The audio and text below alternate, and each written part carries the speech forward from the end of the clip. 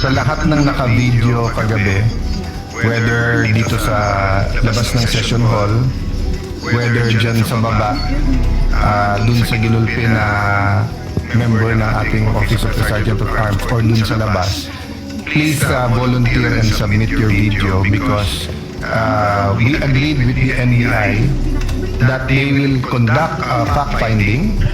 The Senate will also conduct a fact-finding. And the NBI director promised us that if any of his agents exceeded their authority,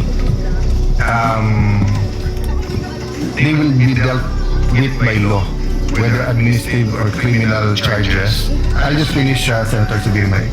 So his report was that nangharas daw yung Osaha, but when I showed him the video, he was also surprised. But of course, there are many videos. So that's my first point, that in reaction to what you said, iba yung magulo Senate, iba yung ginugulo ang Senate.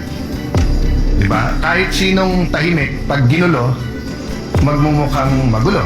But today shows you na walang gulo.